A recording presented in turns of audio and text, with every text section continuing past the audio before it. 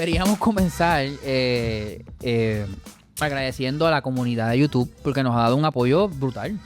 De verdad que estoy bien entusiasmado porque cuando empezamos el proyecto de los podcasts, la intención, y sigue siendo, el poder crear este espacio de comunidad donde podemos hablar de temas como con mucha más apertura, mucha más, creo yo, como comodidad desde el punto de vista psicológico, porque obviamente uno como terapeuta, pues uno tiene que tener un approach distinto para hablar de ciertos o tocar ciertos temas, pero aquí en este espacio pues podemos tener la libertad para dar nuestras opiniones de una forma un poco más abierta. Y también, ¿verdad? Yo como que pienso que hay como una necesidad interna de nosotros, además de educar, porque pasó este podcast, también como o sea, de entretener saludablemente. Claro. Usted llegue a su casa, se siente, haga popcorn, se siente y nos vea, nos ponga, se distraiga. Nos escuche debatir. Haciendo ejercicio y diciendo, estoy de acuerdo con Andrés o Javi está al garete, no sé cómo lo quieran decir.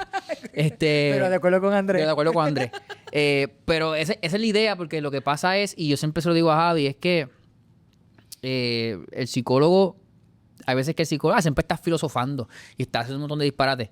Y yo digo a la gente, es que la psicología tiene un componente científico, ¿verdad? Es una ciencia social y tiene otros componentes de biología, como la psicología fisiológica, la neuropsicología y demás, pero tiene un componente de filosofía. O sea, hay un componente donde tenemos que hablar de ideas, de crear pensamientos, de fomentar, de pensar, ¿verdad? Porque somos seres tan diversos y estamos expuestos a tanta gente y tenemos tantas teorías que es como que necesitamos un espacio para nosotros poder ventilar nosotros desde un punto de vista educativo y también de entretenimiento. Exacto. Así que gracias por acompañarnos en estos episodios. Si no los has visto todos, separa el tiempo para que puedas disfrutar de cada uno de los episodios, aprender cosas nuevas y volvemos a escribir en los comentarios aquellas cosas con las que a lo mejor no estabas de acuerdo o si estás de acuerdo. Es un espacio para poder diferir con respeto y al final podemos estar de acuerdo en que no estamos de acuerdo. Ahora, hay un tema, el tema que yo quiero que nosotros queremos poder tocar en este episodio. Es un tema que honestamente, como psicólogo, nos pone a la cabeza porque cuando siempre hay series, bueno, las series se han vuelto una revolución desde hace una década, un poquito más de una década. Nos gustan las series, yo prefiero muchísimo más las series. Y hay ciertas series que te vuelan la cabeza, especialmente cuando saben trabajar bien psicológicamente al personaje. Por ejemplo, la serie, no sé si la viste, la serie de You. ¿Viste la serie de You? ¿No viste esa serie? No he visto. Si usted está viendo este episodio y vio la serie de You, dele like, comente sobre la serie. La serie está brutal porque la serie, para ponerte el contexto y que pueda darle la oportunidad después a la serie trata de este hombre que se obsesiona con las mujeres, con ciertas mujeres. Okay. Pero se obsesiona de alguna manera que, o sea, él manipula toda la situación, el entorno, busca la forma estratégica de conectar con ella y ella cree que fue coincidencia, que fue casualidad, Okay. O sea, ya. pero es obsesivo. Él tiene un problema. Serio. O sea, ya. La serie, no, está brutal. Okay. You, sí, se llama You. La tiene en Netflix. Okay. Pero hay muchas más series. 13 Reasons Why, en su momento, fue una serie adolescente que también generó mucha controversia, así por el tema que tocaba. Ahora mismo, la serie adolescente, Netflix, también está generando mucha controversia por los temas que toca y cómo presenta a los personajes. Creo que hacen un buen trabajo construyendo al personaje desde el punto de vista de los actores. Claro. Pero algo que es bien importante, considerando que son series que te van presentando personas que tú dices, uy, Dios mío, ¿y una persona así existe en la vida real? Pues sí, personas así pueden existir en la vida real y nos hacemos la pregunta, wow, ¿qué le pasó? No sé, pero siempre la pregunta está, ¿qué le pasó que la persona se convirtió en eso o llegó ahí? Porque creemos que todo tiene que ver con un trauma. Correcto. Con un trauma, un evento violento que le pasó y ahora viene con deseos de venganza y de hacer daño. Pero yo creo que más que pensar que la persona de pronto le pasó algo, es que probablemente siempre hubo algo y no miramos las señales a tiempo. Sí, obviamente las series romantizan un poco. Sí, eso sí. Porque claro. usted está viendo el problema desde afuera como un televidente, de un third person, ¿verdad? Que sí, ¿verdad? Muchas de estas series se basan en eventos reales y obviamente usted ve los síntomas todo el tiempo porque está viendo la serie, ve todo el tiempo a la persona, pero del nacimiento de la persona hasta que la persona es adulta o hasta que hace, ¿verdad? O comete una conducta problemática, se ven los indicadores, se ven los síntomas o se ve, ¿verdad? Ese perfil, pero no es todo el tiempo. Que, ¿verdad? Y no nos entrenan, ¿verdad? Para no decir, oye, esto es un red flag, esto no se ve bien, esto es algo y yo pienso que ese es como que el eje central de este episodio. De esta conversación, exacto. Nosotros queremos que en esta conversación, si usted es padre o madre, que podamos identificar señales tempranas. Obviamente no hay el tiempo para poder profundizar en absolutamente todas las posibilidades. Este no es un episodio para diagnosticar a nadie. Ojo, téngalo ahí bien claro. No es un episodio para diagnosticar niños, ni diagnosticar a su pareja.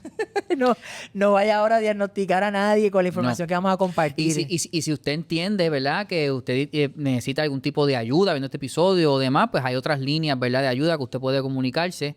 Y, ¿verdad?, este episodio no pretende ser, ¿verdad?, algo clínico, sino es más educativo, para propósitos educativos. Lo que queremos es que podamos crear conciencia sobre ciertos red flags, como decía Andrés, ciertos red flags que están ahí presentes desde el principio de vida y que probablemente no los estamos notando o lo estamos normalizando, y es importante que los atendamos a tiempo. Esto no es para estigmatizar, esto es para que los podamos identificar a tiempo y usted diga, oye, yo creo que sería buena, viendo estos red flags, que busquemos ayuda, opinión profesional, y que en un proceso profesional y un proceso responsable, si hay un diagnóstico, pues se llegue y se trabaje lo que se tenga que trabajar.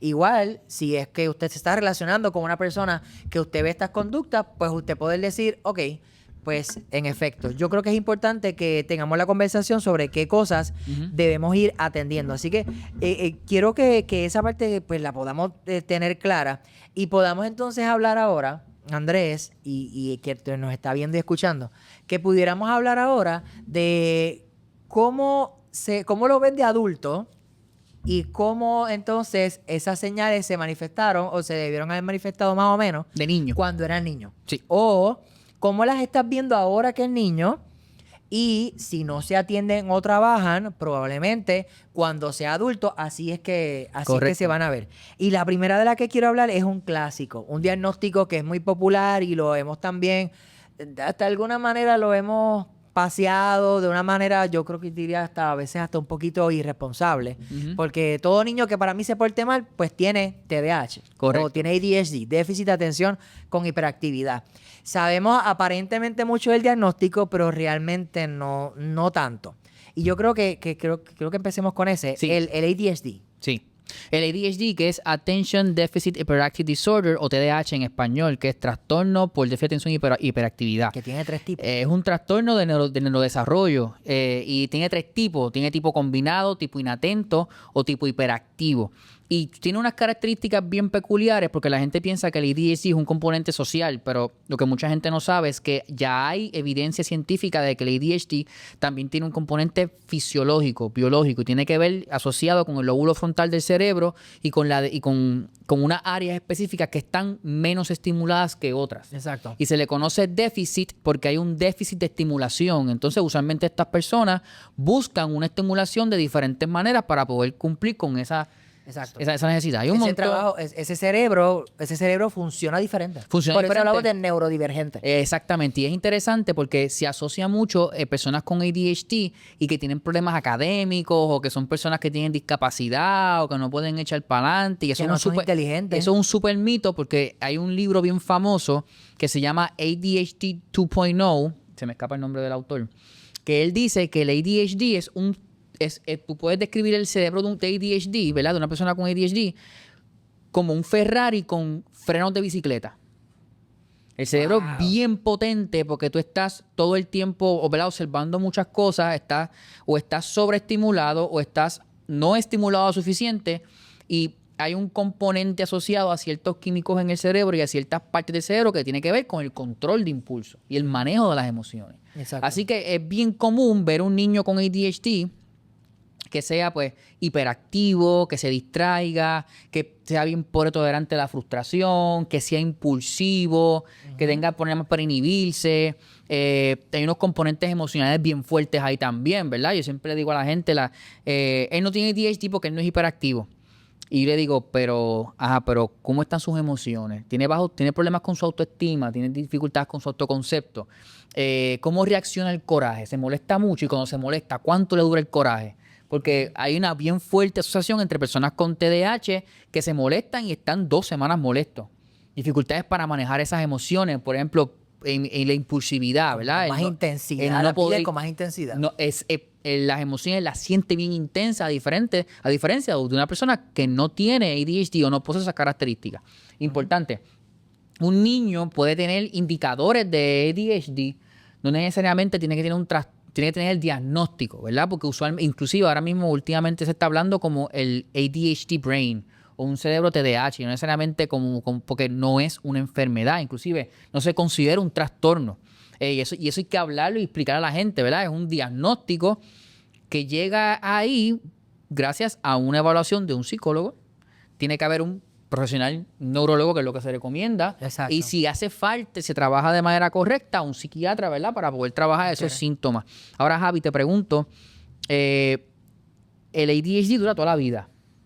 El entender, sí, respuesta corta, sí, Okay. Pero entender algo, como venías diciendo, no es una enfermedad y no estamos pensando en que tenga cura o un tratamiento, no, realmente lo que estamos pensando es que el cerebro funciona diferente. Así que eso quiere decir que si el niño es diagnosticado correctamente con TDAH o ADHD, lo va a tener durante toda la vida, solo que, y esto es algo que siempre decimos a los padres, probablemente a lo largo del tiempo la manifestación del diagnóstico empieza a verse diferente. Correcto. Cuando son adolescentes, probablemente ya no trepan paredes como cuando eran niños, pero eso no quiere decir que el diagnóstico no se siga manifestando. Correcto. Y cuando son adultos, siguen teniendo el diagnóstico, solo que se va a manifestar diferente. Oye, y perdona que te interrumpa, Sí. Javi, si estamos hablando de una persona que no recibió tratamiento.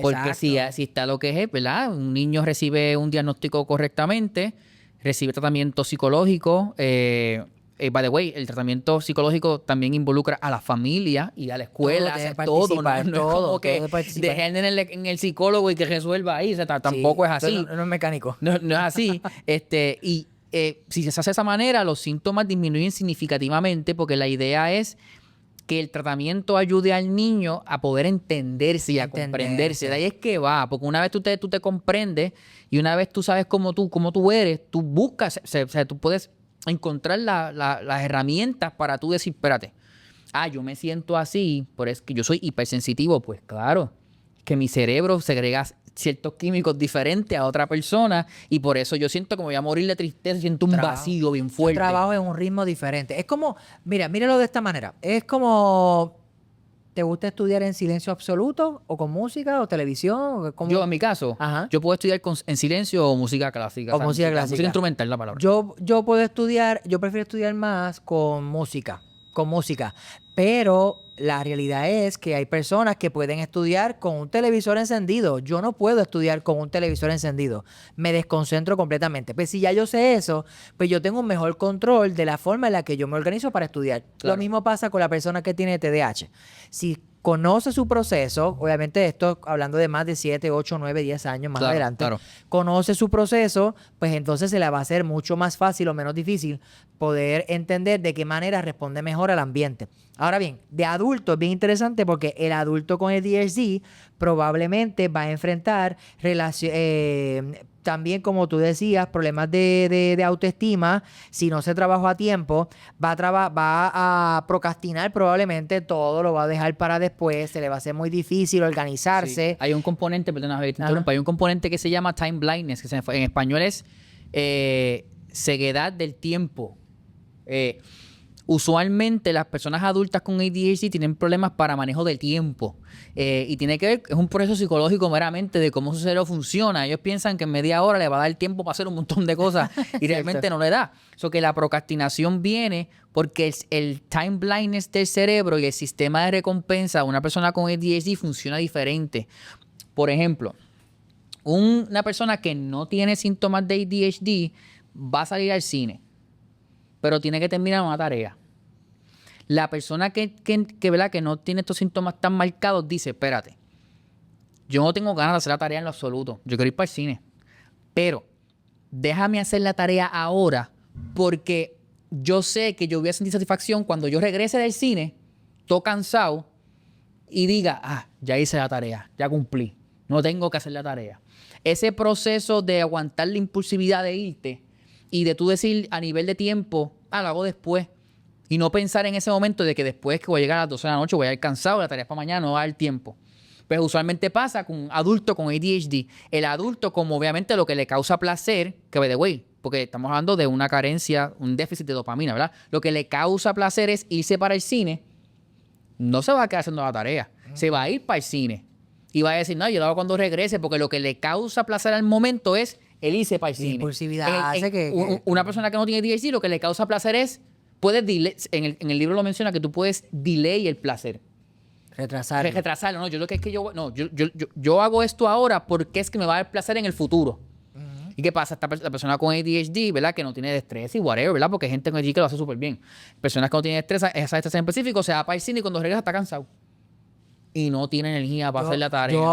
Yo amo, antes de salir de casa, dejar los platos fregados. Todo porque cuadrado. yo, cuando llegue a casa, ver que la cocina está recogida, me causa satisfacción. Pues una persona con ADHD regresa, no tiene tiempo para hacerlo. ¿Y qué dice? Yo me levanto a las 4 de la mañana y lo hago.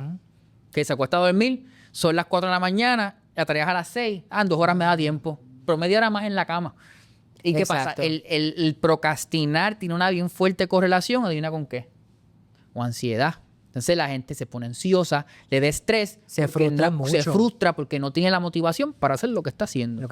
Así que ya vamos viendo que hay unas señales que vamos a ver cuando son niños que se van a modificar, si van a verse distintas cuando son adultos. Así que si estás viendo este video, puedes mirar quizás en ambas direcciones. Si tienes al niño o si ya eres el adulto o tienes cerca al adulto y poder mirar esa relación, ayudaría mucho a poder entender mejor ese procesamiento de información. Otro punto importante o otro tema, este tema en esta línea es el de los problemas de apego. Los problemas el apego es una teoría que habla de cómo la interacción de cuando nosotros éramos bebés o niños con los cuidadores principales terminó formando la manera o el estilo con el que nosotros nos vamos luego a relacionar cuando nosotros somos adultos. Sí. Y hay diferentes tipos de apego que no son tan saludables. Correcto. Y cuando nosotros conocemos a adultos con ese tipo de apegos, o sea, con un patrón particular de relaciones, pues nosotros como que nos cuestionamos mucho qué pasa aquí. Y sería interesante mirar hacia atrás cómo fue la crianza para tratar de entender que a lo mejor eso de que haces ahora como adulto tiene un enfoque diferente para enfrentarlo, que el simplemente sentir que pues así soy yo y ni modo. Correcto. El adulto que tiene problemas, por ejemplo, el adulto que es hipersensible a la separación, que le cuesta demasiado separarse, que lo dejen solo, que una relación se termine, que los amigos no le contesten rápido, la persona que, por el contrario, a lo mejor evita el contacto a toda costa, que no le gusta relacionarse con los demás. Exacto. O la persona que busca, por ejemplo, atención constante. A veces, no sé si conoces gente, y bravo, te pasa, que nos gusta o que le gusta estar en el centro de la atención. Que le gusta que le presten atención, que le gusta que los miren, son personas que probablemente si este patrón, esto es importante destacarlo, sí, si este patrón trae constantemente problemas en tus relaciones interpersonales, pues entonces es un tema que hay que atenderlo probablemente con un profesional. ¿Cómo era el niño que tenía problemas de apego? Probablemente ese niño también era un niño que era hipersensible, que no le gustaba o lloraba demasiado. Si papá o mamá pues lo dejaban en algún lugar. Probablemente era un niño con un papá o una mamá o un cuidador principal que no se ocupaban demasiado de darle afecto, de hacerlo sentir seguro, de cuidarle en el ambiente. Probablemente es un niño que repele demasiado de relacionarse con otros niños o con otros adultos, que llora fácilmente, que se irrita con mucha facilidad, que hace muchas rabietas. Todas esas son características que es importante que las consideremos porque a lo mejor de adulto Sí. va a terminar convirtiéndose en una persona con un patrón de relaciones inestable o con miedo al abandono también. Y con mucha gente, y de hecho con otros podcasts le hemos hablado, obviamente el bebé nace y el bebé no tiene pues, la fuerza para poder defenderse solo. So que muchas veces depende del cuidado ¿verdad? Y del apoyo desde sus cuidadores primarios. Definitivo. Y obviamente muchos de los miedos y las ansiedades que el bebé siente si la mamá no está ahí o el cuidador primario no está ahí para atenderlo, eso crea un mecanismo automático de defensa en el bebé, que usualmente salen a relucir después. Y pues de hecho hay diferentes teóricos. Hay uno que se llama Dr. Gabor Mate. Él es un médico bien famoso y bien prolífero, bien exitoso en el campo del ADHD. Él habla mucho sobre el amor y el afecto que hay que darle a un bebé y cómo la carencia de afecto y amor y las circunstancias traumáticas que, bueno, tenemos el control de las cosas que nos pasan, ¿verdad? No. Hay cosas que nos pueden causar un daño bien fuerte y que no quizá otra persona no se lo causa, llevan a que esta persona se disocie, ¿verdad? Se desconecte. Se desconecte. No quiero decir que todas las personas con ADHD tuvieron un trauma, tuvieron un problema cuando pequeños, pero hay, ¿verdad? Estudios que toman esa línea y todo tiene que ver desde que somos infantes, ¿verdad? Desde que somos bebés y siempre hablamos aquí en Reconstruyendo la importancia de ese periodo perinatal, ¿verdad? Y periodo postnatal, cuando el bebé nace. Yo le digo a los papás, mira, tu hijo tiene 4 años, esto hay que trabajarlo ahora, porque no lo va a ver cuando sea adolescente. Esto se va a ver cuando sea adulto, porque el ser humano, como hemos hablado en otros episodios, el ser humano es un ser resiliente, ¿verdad? Que se adapta. Y se adapta haciendo cambios en su psiqui, ¿verdad?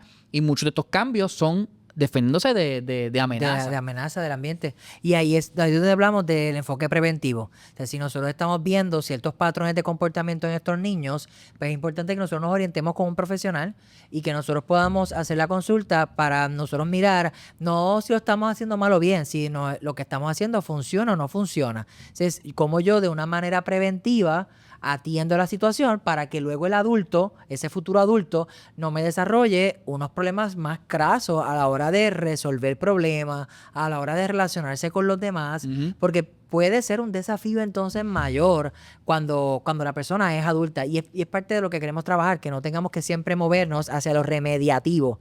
¿Cómo yo resuelvo cuando tengo el caos? ¿No? ¿Y cómo podemos trabajar desde lo preventivo para que entonces ahora tengamos un enfoque diferente? Hay otro que, ¿verdad?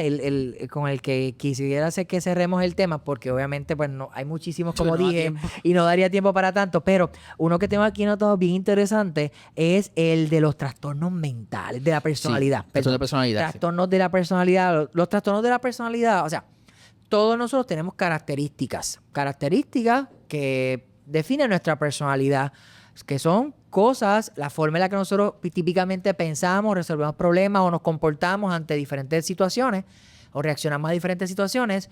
Eso es como un patrón. Sí. Y cada uno tiene el suyo. Ahora, cuando ese patrón es problemático, pues entonces probablemente estamos hablando de un trastorno de personalidad. Y hay múltiples. Probablemente muchas de las series que recordaron al principio de este podcast, que cuando mencioné You, cuando mencioné las series que mencioné, a lo mejor usted dijo, diantre, esta serie también que se parece, estas series que son de corte psicológico y películas que son de corte psicológico, Split, que son películas de corte psicológico, que usted diga, diantre, mano, este personaje tenía un problema severo. Usted piensa en el Joker, por ejemplo. Son personajes de ficción, ¿verdad? El Joker, y son personajes que tienen patrones de comportamiento problemáticos, muy problemáticos, y caen dentro de algún trastorno de personalidad que luego requiere mucho tratamiento. Sin embargo, hay señales en la niñez que apuntan a que se puede desarrollar un trastorno de personalidad. Porque lo que estamos hablando es de que el ambiente puede, como dijo Andrés, si usted atiende esto a tiempo, el ambiente puede ayudar a que eso calme, disminuya o se resuelva por completo o cambie por completo, o al contrario, dispararlo de una manera que se vuelva un problema severo. Un niño que probablemente en el futuro, si no se atiende, exhiba un trastorno de personalidad, es un niño que tiene un patrón de conducta desafiante. Y cuando hablamos de desafiante, reta a cualquier figura de autoridad. Dificultades en la empatía le cuesta trabajo empatizar con el sufrimiento del otro, no le importa si lo que él hace molesta o le hace daño a otra Que quiero persona. aclarar algo ahí porque quiero hacer una diferencia entre el trastorno, lo que es negativista desafiante y ADHD, porque hay un misconception ahí bien fuerte. Es cierto. Hay una misconcepción y a veces pues el diagnóstico es un poco complejo porque a veces los padres no tienen los recursos, ¿verdad? Pero usualmente las personas con ADHD que cometen un acto impulsivo usualmente se arrepienten porque luego. no lo están haciendo desde un punto de vista maquiavélico, de un punto de vista negativo. Me salió, Es me que pasó. me salió y luego sienten culpa, vergüenza porque no querían hacerlo. Ahora, hay otro, en caso negativista desafiante o otros, ¿verdad? Dificultades de la personalidad, la persona comete o el niño comete estas cosas adrede, a propósito, de un punto de vista inclusive no no se sienten arrepiente. no sienten culpa.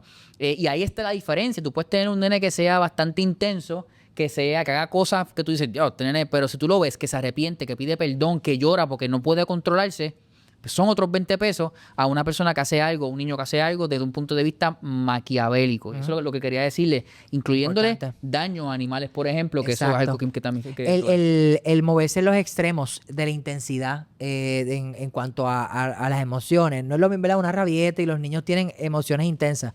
Pero un niño que muestra un patrón de emociones particulares y de pronto de una manera tan intensa y dramática se mueve en diferentes polaridades y un niño que un día te ama y de pronto otro día pues te detesta y es terrible, pues son cosas que uno debería mirar otra vez sin estigmatizar y sin diagnosticar. Simplemente banderas, observar. Y eso, si no se atiende a tiempo, puede convertirse luego en un adulto que, como dijimos, tiene un patrón de conductas o de pensamientos problemáticos que terminan por afectar su vida diaria, sus relaciones interpersonales y pues en algunos casos incluso si hablamos de trastornos más severos como el trastorno de personalidad antisocial, pues típicamente correlaciona con las personas que cometen actos delictivos. Y de hecho, hay que tomar esto en consideración, ¿verdad? Lo que tú mencionaste del ambiente. El ambiente es clave. Y muchos de los estudios, ¿verdad?, que se hacen dicen cuáles son esos indicadores, esos predictores, ¿verdad?, a nivel investigativo que pueden llevar a que una persona tenga estas problemáticas. Y muchos de estos predictores son familias disfuncionales, niños maltrato, pues obviamente uso problemático de sustancias. Que esto parte desde ahí, ¿verdad? No solamente 100% la culpa de la persona, sino también dónde se cría. Exacto. También. Y de qué manera el ambiente propició o evitó el que se dieran unas cosas. Otra vez, es interesante, honestamente, ¿verdad? Este tema nos apasiona muchísimo. Otra vez, pues no es como que tengamos el tiempo para poder hablar de absolutamente todo. Pero otra vez, este episodio no se trata de estigmatizar y de que ahora usted vaya con esta información a diagnosticar niños o diagnosticar adultos o autodiagnosticarse. Se trata más bien de cómo creamos conciencia sobre que hay ciertos patrones, ciertos problemas que estamos observando en niños que si no los atendemos a tiempo, más adelante no van a desaparecer, van a persistir, se pueden complicar y el adulto tendría que manejar desafíos mucho mayores y nosotros como su entorno, pues igual.